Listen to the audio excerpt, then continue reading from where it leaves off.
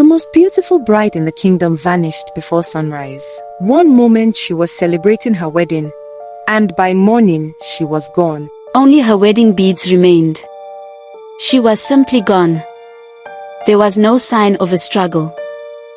Her name was Lily. Her twin sister was Rose.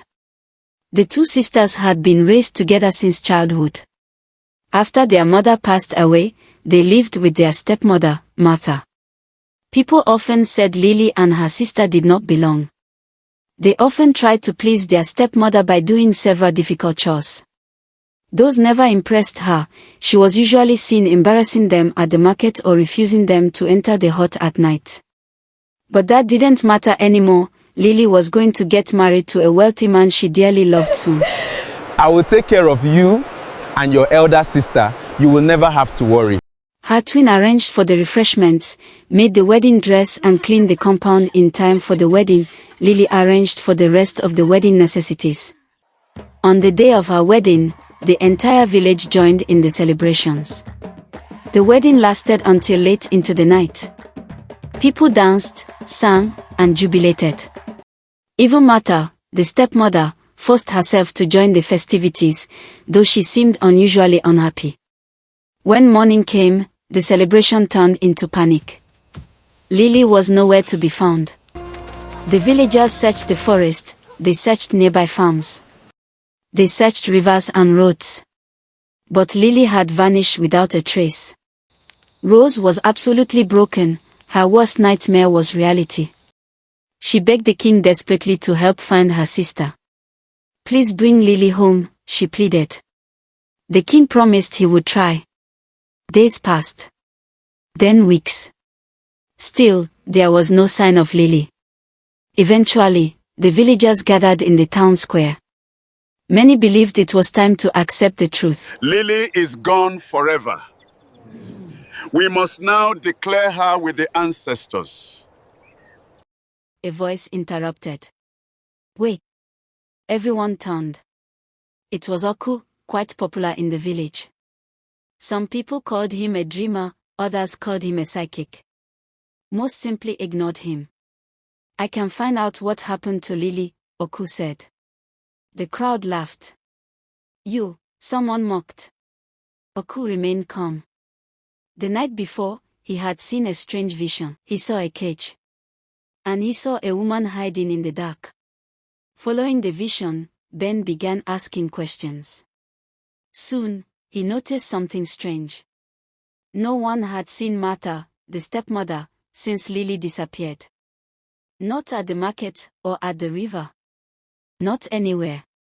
It was as if she had locked herself away. Oku continued investigating. That was when he met a carpenter named Vom. Vom supplied wooden cages for farmers across the kingdom. When Oku mentioned Martha's name, the carpenter froze. "I recently built something for her," Vom admitted. "What was it?" Oku asked. Vom hesitated. "A cage." Oku's eyes widened. A cage large enough for a person.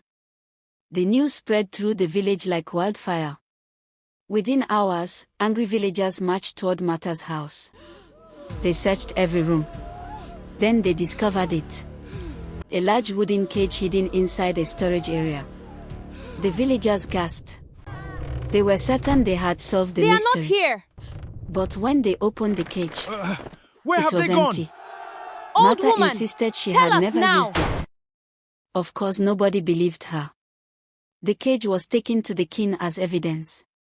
As the villagers arrived at the palace, they noticed a weak traveler being treated by the royal healers. Nobody paid him much attention. Their minds were focused on Martha. After hearing their report, the king promised to investigate further. The villagers left. But the traveler remained. Later that evening, Your he Majesty. approached the king. I think I know something about the missing woman. The traveler explained that he had recently escaped from a distant trading camp. While there, he met a young woman who often spoke about her village. She desperately hoped someone would carry a message home. "What message?" asked the king. The traveler swallowed. She said if anyone ever reached her village, they should tell her family she was alive. The king sat forward, and how would you know this was her village? Then the traveler added something else. The young woman that came in earlier. She wore a necklace unlike any I have ever seen, but just the same as described by my old friend. The king's eyes narrowed. What kind of necklace? The traveler described the unusual carved beads perfectly. The same necklace now hanging around Rose's neck. The king immediately ordered an investigation. His guards searched Lily's family house for any clues. Eventually, they uncovered something shocking. Hidden inside the family home was a stash of gold. Far more gold than the family should have possessed. The king ordered the arrest of Martha, her stepmother, and the search continued. A search letter was sent out to the kingdom where the traveler had claimed to have met her. An answer came. She was alive. No longer helpless. She had worked tirelessly, built a new life for herself, and become a successful trader of cowries. Soon, Lily returned home. The king gathered the entire kingdom. They had no idea Lily had returned. As she stepped out, people cried with joy. Even Martha fell to her knees in relief. But Rose stood there, frozen. For a brief moment, the sisters stared at each other. Silence filled the square.